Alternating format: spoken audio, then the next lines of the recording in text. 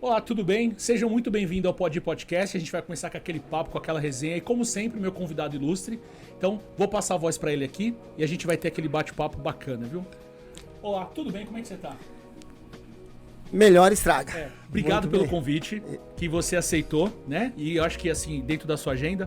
Mas antes de mais nada, para nossa audiência, para aqueles que não te conhecem, óbvio, eu queria que você falasse quem é você, se apresente, faz um resumo aí de quem é você, para nossa audiência se conectar e saber quem é você. Seja bem-vindo. Bom, primeiro, boa noite a todos que vai nos acompanhar aí. Eu queria, de primeira mão, agradecer de coração por esse momento, né? Momento que a gente tem feito uma análise de tudo que vem acontecendo no entorno do Brasil e do mundo. E Jandira não é diferente. Estamos aqui para participar do podcast e agradecer vocês, viu? Agradecer de coração pelo convite e sou sempre à disposição. Vou me identificar, Altamir, Cipriano da Silva, Popular Mi, né?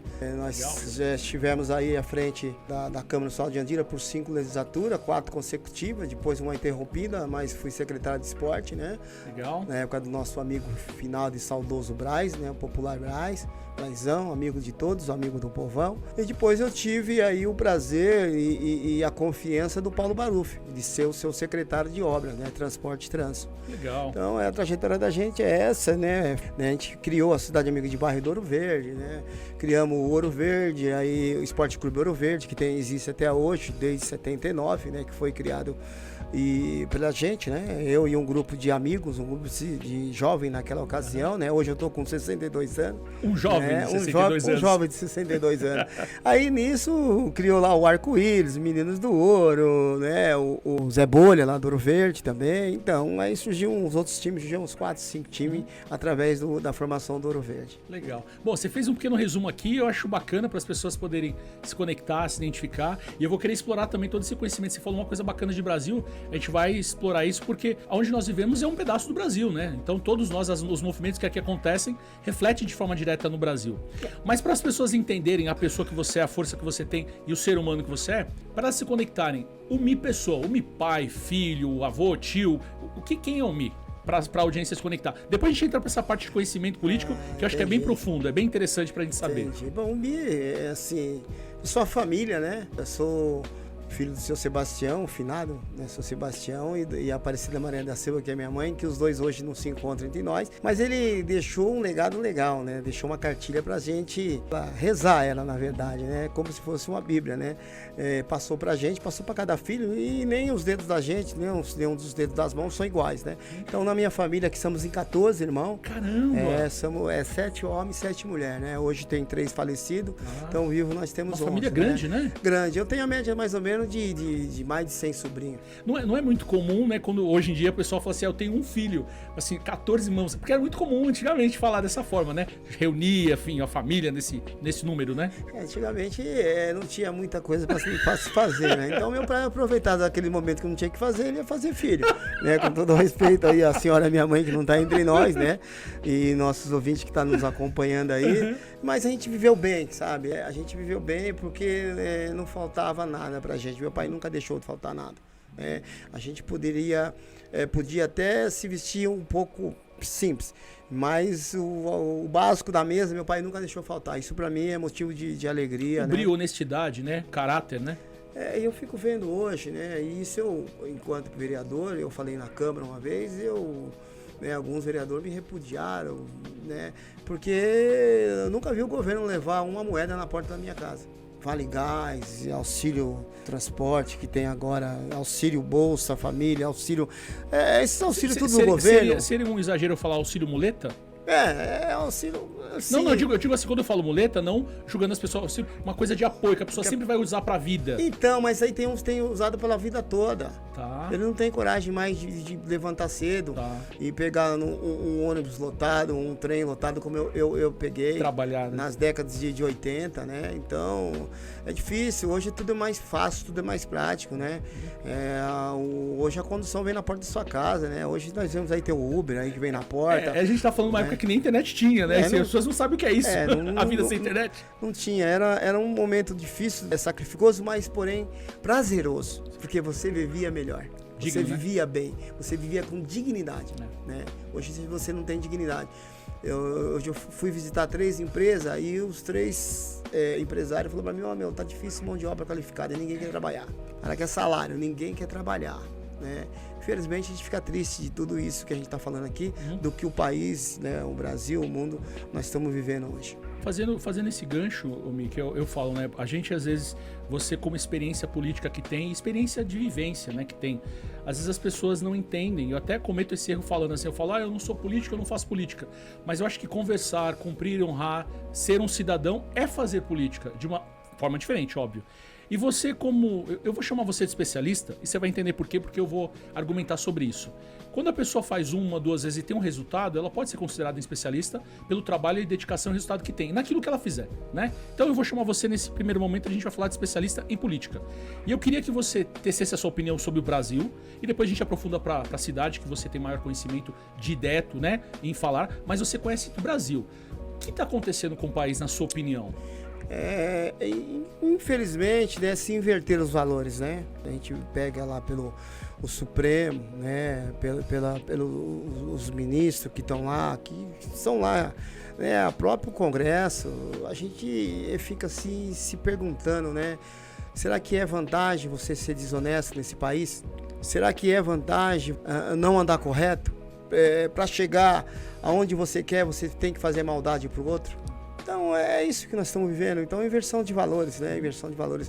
E tá difícil pra gente, né? E acreditar. E tem uma parcela da juventude que tá vindo aí, que agora, né? Tomara que eles acordaram, né? Porque muitos tinham envolvimento com a política, não queria saber. Hoje não. Hoje já tá aí, tá escancarado. Tem esse aparelho aqui, que é o nosso celular, a rede social. Hoje as informações chegam no tempo real. É sem preconceito, todo mundo tem acesso, né? Exatamente, a todas as informações. Então, dá pra gente tentar querer mudar tudo que está aí, né? Eu não sou Bolsonaro fanático, eu respeito aí a posição do pessoal do Partido dos Trabalhadores, né? Que é o Lula que está no governo, mas ele se perdeu. Ele tem se perdido, principalmente na fala, né? Ele se perde, né? Quando vai fazer algumas colocações, né? E, na verdade, ele não é mais o Lula dos 2 primeiros mandatos. Okay. Ele mandava, hoje ele está sendo mandado. Ele conduzia naquele momento, né? Dissolveu a essência dele. Dissolveu. E agora ele é conduzido, né? Ele é conduzido. Você vê a questão do Lava Jato, foi de água abaixo, está todo mundo solto. Você pega a vergonha que nós estamos passando, o país tem passado devido ao Rio de Janeiro. Okay. 4 ou 5 governadores foram presos, foram condenados. O Cabral foi condenado a mais de 100 anos de cadeia, hoje está na rua. Você falou sobre o que eles realizaram, foi provado e deveria ser punido, no caso, né? Cara, é o próprio presidente que aí está, que tinha que ser na instância A, B ou C. Não interessa qual instância. Ele fez. Não foi eu que falei, não foi você que falou. O Palocci falou.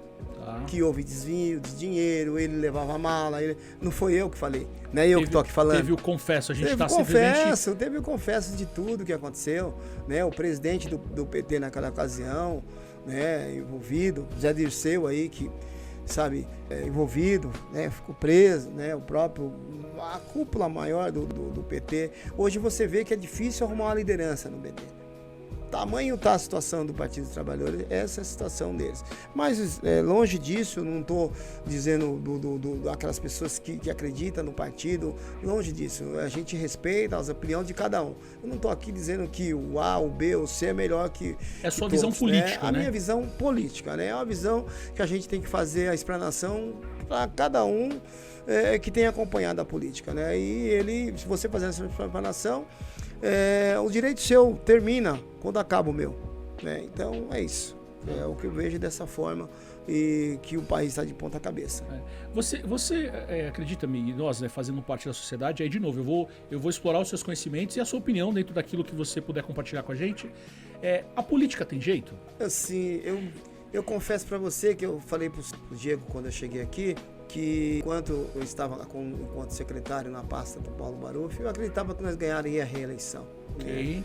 E aí nós acabamos perdendo. Pô, fiquei desolado, desanimado, fiquei me perguntando onde foi que nós erramos, com a população que não entendeu nada, né? Eu entendo que o governo foi bem mas faltou a estratégia política, né? Como você fala, a gente é estratégia político, mas muitas vezes não foi ouvido, né?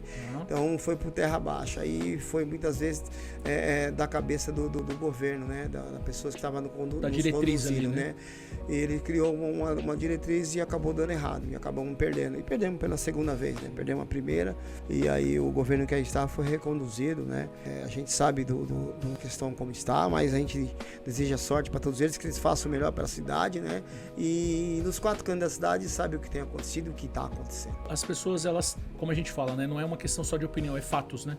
Então, quando existe fatos, só não pode se contradizer com a opinião, porque às vezes a opinião é cega sobre os fatos. Então, aquilo que você falou, falando politicamente, eu acho que pontos da política que você teve a oportunidade de participar, acredito que vocês fizeram um trabalho de excelência, e a comunicação, talvez, como você falou, alguma estratégia passou despercebido para que a sociedade entendesse, né? Ela tivesse a clareza de tudo aquilo que foi feito. É isso, aquilo que você falou. Conta fato no argumento. Quanta fato no argumento, e não tem porque a gente ficar buscando argumento de uma coisa que está no olho da população. Sim. Né? Se você pegar a questão de saúde, hoje o governo tem 2 médicos lá dentro, né? Que poderia ser o carro-chefe e não está sendo. Quando você vai para uma UPA, semana passada a gente viu algumas situações que estavam lá, né? O pessoal gritando, xingando, né?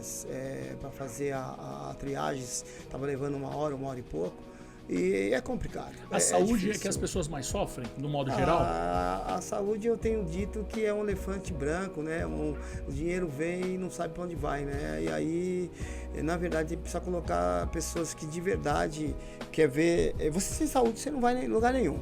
Por exemplo, você precisa repensar a questão, quem está à frente, sendo chefe de algumas unidades, sendo chefe de alguns departamentos da saúde, né? Você não pode simplesmente fazer com que você negocie a saúde por causa de um voto. Ou tem uma decisão arbitrária, né? Então, mas isso tem que ser reavaliado. Tá. Eu não digo em torno de Jandira. Isso não, ocorre em vários outros municípios. A gente está expondo aqui o conhecimento político seu sobre o Brasil, né? A gente tem essa clareza. E é por isso que eu quero extrair, até porque as pessoas comuns, eu me coloco nessa posição, viu, Mi? Não é todos nós, como cidadãos comuns, que temos a oportunidade de conversar, de perguntar para alguém. Quantos mandatos você já teve? Eu tive 5 mandatos como vereador. Desses 5 mandatos, 2 vezes fui presidente da Câmara. Pois é, então eu vou te perguntar aqui com muita humildade.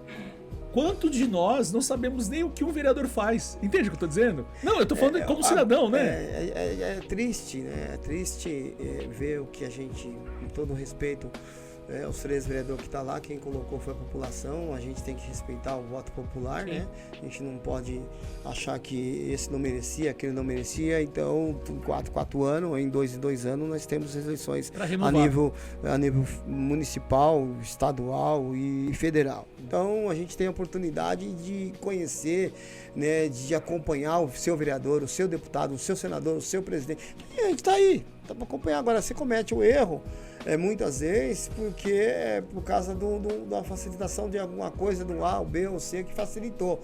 Aí ele não pensa que vai prejudicar lá na frente. Aí a saúde tá no caos que tá. Aí você pega a educação, tá no caos que tá. Aí você pega o transporte, tá no caos que tá. Você pega a segurança, tá no caos que tá. É reflexo, né? É reflexo de tudo, do seu mau voto dado, ou pessoas que ignoram a política. Não quer saber de política, tudo é política. Hoje tudo passa pela política. Fazer um exercício, né? Acho que a gente pode fazer esse exercício aqui. Se você pudesse auxiliar as pessoas, claro que cada decisão é individual, o voto é individual, não estamos falando de voto, falamos de informação. Quais seriam os pontos que um cidadão, por exemplo, eu não sei, eu não conheço o meu vereador, eu não sei como eu deveria votar, o que eu deveria procurar num candidato, a princípio, para pensar em poder dar esse voto para ele, porque é um benefício coletivo. O voto é individual, mas o benefício é coletivo. O que você diria, com a experiência que você tem, para as pessoas que às vezes não sabem nem o que votar, elas não sabem nem quem votar? Então, primeiro precisa conhecer em quem você está votando, as origens de onde a pessoa é, o que ele fez antes de ser vereador, né? O que ele praticou antes de ser vereador, que tipo de trabalho ele fazia antes, né? Porque, na verdade, você não pode pegar um cargo de vereador e dizer que é um cargo de serviço. É serviço sim, para servir a população. Tá. Né? Você tem que servir a população, e bem, porque em 4 anos tem mudança. Então, muitas vezes, ele pega aquilo como se fosse o resto da vida dele. Ele vai achar que ele vai eternizar ali como vereador. Tá. Como eu passei, já passou vários, antes de mim já passaram alguns, e você tem que deixar um legado. E eu, quando passei, como presidente da casa, pode perguntar para os funcionários, para alguns vereadores, na Secretaria de Esporte, pode perguntar, na Secretaria de Obras, pode perguntar. A gente fez a nossa parte e deixamos o nosso legado. Você literalmente veio evoluindo a cada mandato? Você veio evoluindo, aprimorando, crescendo a cada ponto pelo seu desenvolvimento? Posição. Tá. Sempre tive posição. É posição, é se posicionar, é saber aquilo onde você quer alcançar e até onde você pode ir, tá? Então é até ali. Então, fora disso, você vai cair por um caminho tortuoso. Aí cai no mesmíssimo, aí onde você se perde, né? Você acha que é o poder pelo poder e você cair, aí entra aquela ganância, não, eu quero Perde isso, o controle, eu quero a aquilo. visão, cega-se. Eu confesso pra você, não é vangloriar nada. Moro no mesmo lugar, na mesma casa há 28 anos, desde quando entrei na vida pública. Há 28 anos na mesma casa. Então, nunca tive problema nenhum, né, questão de nada. Entendeu?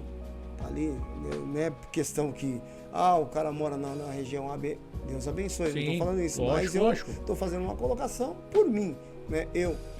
Então, eu sou uma pessoa abençoada por Deus. Sou uma pessoa direcionada por Deus. Tá? Eu sei o que eu quero alcançar e na onde eu posso chegar. E essa sua trajetória, e aí você comentou também que fez parte de secretariados, é isso? É assim que fala? Isso, fui secretário de esporte na época do Braz, né? Ok.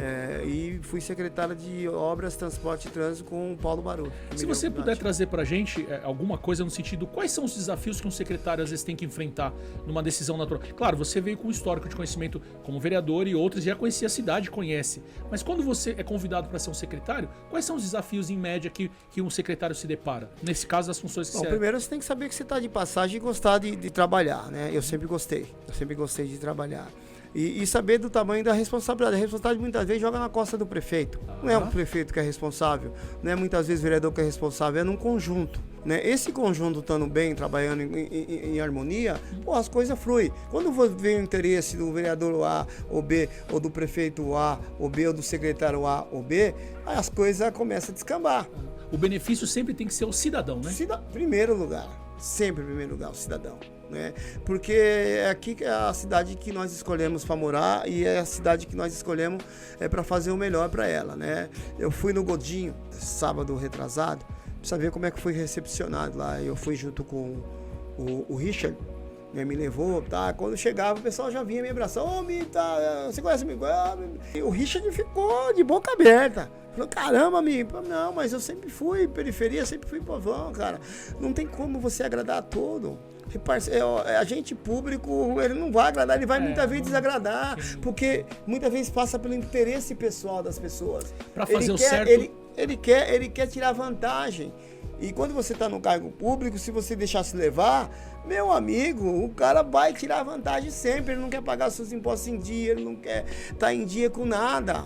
Né? Então, as pessoas que querem dar em dia, sempre é aquele menos favorecido, o cara que ganha pouquinho. O grande empresário, muitas vezes ele burla uma lei e ele acaba dando chapéu até para contribuir com o imposto da cidade. Ele vem de facilidade para colher facilidade. É que a gente fala, né? Eu imagino-me que a política, né, o que a gente fala, porque assim, conversa não é só uma política.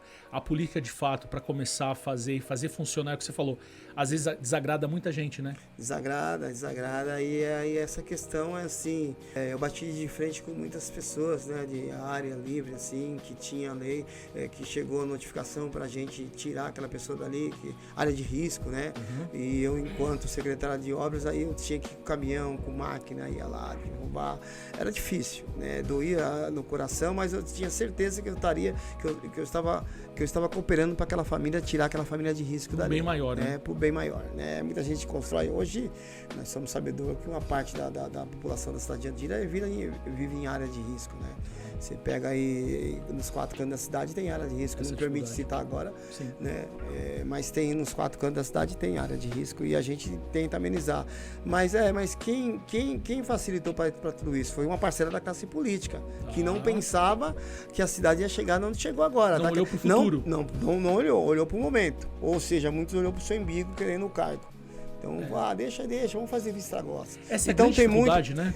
Tem muito isso, fazer vista grossa, né? E com a gente, né, eu falo que eu sou um cara determinado por Deus. Uso Deus bastante porque ele tem falado muito comigo, né? E aí a gente acredita encontrando as respostas, né? Tem acontecido umas coisas que até eu fico me perguntando, será que é isso mesmo? Aí ele confirma à noite comigo. Tá, numa conversa particular, né? Ele confirma. Você me permitindo isso, eu acredito que eu não tenho os números estatísticos para poder falar, mas todos os brasileiros, né, eu posso falar agora colocando numa série, eles são tementes a Deus, né? Certo. Sabe? Se ele é evangélico ou não, enfim, todos têm, porque naquele momento do aperto, a primeira palavra fala, ai meu Deus, né? Então assim, por isso, eu acredito que todo mundo sabe o caminho. Então eu acredito que esse é um ponto primordial. Mas, seguindo com essa sua força e as respostas que você tem, eu acredito que algumas vezes você pediu apoio para ele, como você falou que conversa, ele te dá algumas respostas sobre os questionamentos, né? Mas na política, de forma direta, as pessoas, elas tendem pelo menos o respeito sobre essas diferenças? É que nem você falou, a pessoa pensa no próprio umbigo, a gente sabe de tudo isso, mas pelo menos há um respeito com essa energia de querer fazer o bem? Existe? Mas na verdade é você que se impõe, né? Respeito vem de você se impor, sempre me impôs. Tá. Se posicionar. Eu nunca faltei com respeito com ninguém para ninguém faltar comigo. E o Mi é briguento, o Mi é isso. Se eu tiver na minha razão, cara, até hoje eu não tenho problema. Não dizer que eu sou a favor a briga, a agressão, nada disso. Mas tem pessoas que realmente procuram te cutucar de uma forma ou do outro, querendo tirar o seu sossego e a paz. A provocação, né? Aquilo que nós estávamos falando da provocação. Então a gente tem pedido para Deus para dar discernimento, para dar proteção e para nos caminhar, né? Para a gente, né, não cair na armadilha do inimigo, né? Porque principalmente agora que a gente colocou o nome apreciação, que 2028 está logo ali e 2026 é logo ali, tá. E já começa alguns, né, as trocadilhas, as pessoas provocar, coloca as pessoas na frente da gente para provocar. Essa questão, né, de de provocação é isso que eu ia te falar. Vamos aprofundar um pouquinho sobre isso. Quando a gente fala provocação, e de novo, né, é uma frase que não é minha, ninguém tem sangue de barata. Mas quando você se expõe, né, no caso você tem uma exposição notória, é normal isso. As pessoas fazem de pirraça, é isso? Elas às vezes se põem em algumas situações para gerar uma provocação, para que você supostamente reaja de alguma maneira. Eles tentam se aproveitar disso? Tem muito isso, né? Tem muita gente, provavelmente na parte política, né? Na parte do meio dos políticos, né? E tenta degrinir a sua imagem de qualquer jeito, ou com a sua família, ou com uma pessoa antes que ele... Uma inverdade, alguma inverdade. Sempre tem e aí tem aquele cara que tá levando vantagem em certo segmento, ele vai lá e pega alguém de sua família e começa a falar descarregar um monte, né? Ele encosta no membro da sua família, e vai lá e cutuca, né? E aí o membro da família chega em você e fala, ô fulano, tá acontecendo isso, a pessoa falou que você tá meio irritado, aí aquilo outro, mas ninguém sabe. Tá. Até sobre isso, por exemplo, você... e por ter uma vida política, né? Então, por mais que você não queira, você pode ter saído da política, mas a política não sai de você e você é a política, né? Sim. Eu, uma pessoa comum, se eu der um grito na rua, não vai nem fazer eco. Eu acho que se você gritar na rua... a gente, tem isso também? Tem esse exagero? Tem, a gente, né, tem aí a questão de uma folha de serviço prestado na cidade.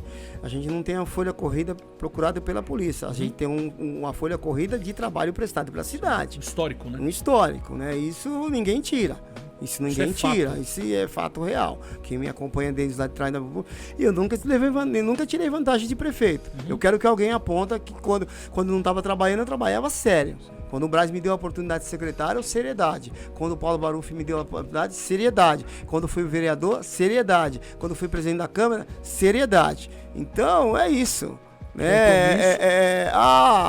Você foi eleito quando? 92. Você era quem? Eu era governo. Virei oposição, 96. né? Quer dizer, o Beto e o Braz brigaram, aí eu escolhi o Braz. Aí tivemos problema com o Braz, me afastei do Braz, em 2000 eu saí candidato com o vice-prefeito Alcides. Essa é a minha história, 2004 com o Dr. Augusto.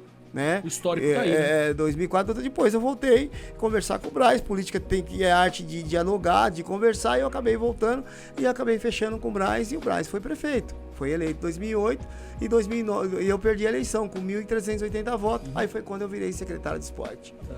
Aí você vê como é que essa é a minha história, essa é a minha vida. Quando você falou de oposição, não precisa se opor, mas explica pra gente o que é oposição. Quando eu falo se opor, assim, pra gente que não entende, porque às vezes a pessoa pensa que oposição é ficar contra o outro, entende o que eu tô dizendo? Não. O que é ser uma oposição? Oposição é você manter aquilo que você acredita que é o melhor para a população. Muitas vezes chegava alguns projetos que era de interesse pessoal de outro segmento. Ok. Aí foi quando eu sentava e falava, não, isso aqui tá errado, espera um pouquinho. Vai facilitar para ele, mas vai prejudicar. Então, de forma clara, para nossa gente entender, é se opor a algo que não é bom para a cidade. Exatamente. Então é isso. Exatamente, né? É bem isso.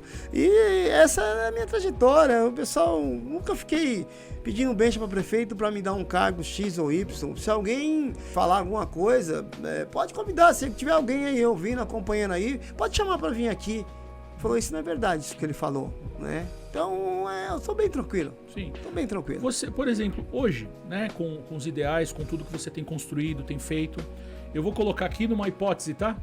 Se você pudesse realizar, vamos imaginar que hoje, você como prefeito, pudesse... De novo, você vê que eu tô te fazendo perguntas porque a gente não entende como funciona a política. Então, na nossa cabeça, né, de pessoas comuns, o prefeito pode tudo. O prefeito pode tudo? Não. O prefeito pode tudo desde que a Câmara seja omissa. Nós temos uma Câmara de legislador, de fiscalizador. Né? Quando a Câmara chega a ser omissa e não fiscaliza, aí a coisa descamba. Aí o prefeito... eu tenho dito que muitas vezes a Câmara é um elefante amarrado por uma linha. Ele não sabe usar a força deles. Que tem, né? E são um coletivo. Sim. O prefeito é um sozinho.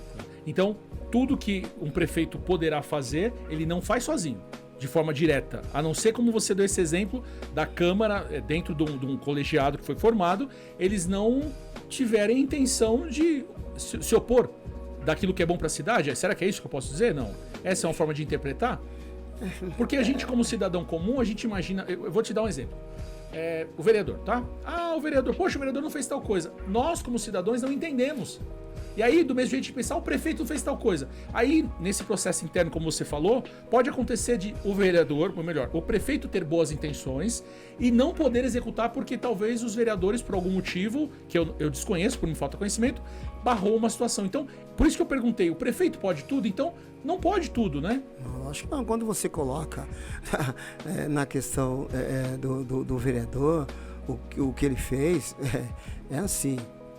em termos de obras, ele pode requerer num requerimento, ele pode propor projeto, mas quem executa é o executivo. Tá? Ele, na verdade, ele requer, ele faz o requerimento, requerendo o tapa-buraco na rua tal, ou, né, que eu acho isso que você fala, vereador. Eu acho que isso aí é zeladoria, que na verdade não tinha nem que ser requerimento, tinha que ser um ofício do vereador encaminhando. Porque, direcionar para o setor correto. Setor correto. Zeladoria, quem cuida? Setor, nem sei onde está hoje. Até para não sobrecarregar e não perder as funções, né? Mas aí você perde tempo de muitas coisas, né? De ficar ali discutindo o buraco lá da rua tal, se é da prefeitura, se é da Sabesp, se é... Meu amigo, a gente sabe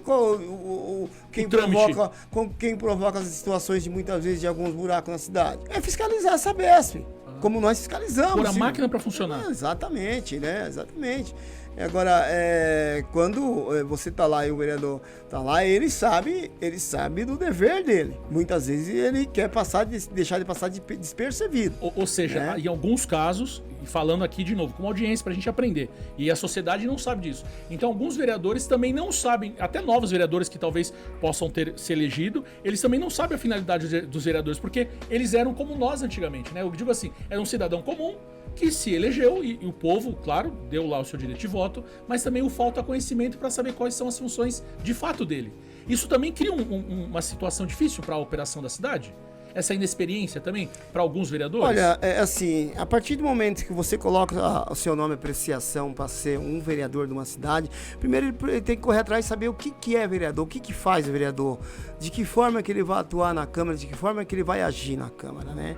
Então, tem a experiência, eu vou sair candidato. Não adianta colocar sair por sair. E tem muitas vezes que o sair por sair é raro quando você vê um cara ganhar. Eu falo, puxa vida, já aconteceu em Jandira? O cara fala, pô, o que eu vou fazer agora? Já aconteceu de vereador do meu lado, uma bancada, né? E eu pegar aqui, apoiá-lo. Eu pegar o informe de vereador, né? Porque eu era um cara que interagia muito, né? E corria atrás de leis, então tinha uma cartilha de leis. Um rito que tinha que seguir, né? Não, tem um rito. E eu ia buscar a nível federal e nível estadual, trazia e ficava discutindo e debatendo o que era. Ou seja, você sempre buscou conhecimento para aprimorar, né? Você tá na. Não vou dizer que eu não tive muita dificuldade no meu primeiro ano de mandato. Mas foi o primeiro ano que foi nível de aprendiz. Eu aprendi bastante no sentido de até onde eu queria ir. Aí eu ganhei a segunda, ganhei a terceira e ganhei a quarta eleição. Então a gente não chegou à toa. Mas a sua votação, como é que foi? A minha votação sempre foi mediana. Porque eu sempre fui um cara verdadeiro. Eu não fui um cara que fui para mentir para a população. Atendia os interesses da cidade. Da cidade. Se fosse pessoal, você não tinha certeza. Eu estaria em outro patamar. Mas eu prefiro acreditar que Deus tem uma coisa melhor para mim, uma coisa maior. E eu tenho vou ser determinado a fazer umas coisas que muitos que passaram então não fizeram. Assim, ó, isso talvez não exista uma faculdade para político, mas são então mais de 20 anos de experiência política. A melhor faculdade que você tem é da vida, cara. Essa é a melhor. Sim. Tem gente que tem 3, 4 faculdades, mas você vê a ação dele, você vê as atitudes dele, sabe? É complicado. Na execução, né? Na prática, né? É diferente. Sabe? Então a faculdade da vida às vezes não tenha que fazer. Não, é faculdade. Claro, estudo sempre. Eu comecei a fazer a minha, tenho 3 cursos de administração pública, tenho 3 cursos e eu estou praticamente acertado para voltar a terminar a gestão pública. Né? Vou terminar, né, a faculdade de gestão pública. Tive a oportunidade de lá começar, parei, comecei como quis. Na época eu gostava de educação física, gostava de bola. Tá. Eu ia tentar Gostava fazer. Ou gosta? Gosto. Gosto, desculpa. Bem colocado, gosto. Até hoje não pode ter um problema que tiver, a não ser que seja um problema de risco de vida ou morte. Aí eu largo o futebol pra cuidar disso. Entendi. Cuidado, hein? Futebol. Só fala que ficou doente no futebol, todo mundo sai bem machucado, né? Mas Deus tem me dado. Te guardado? Deus tem me dado saúde, tem me dado. Olha os dribles e a habilidade com a bola. Tem o da vida e do futebol, né? Não, legal.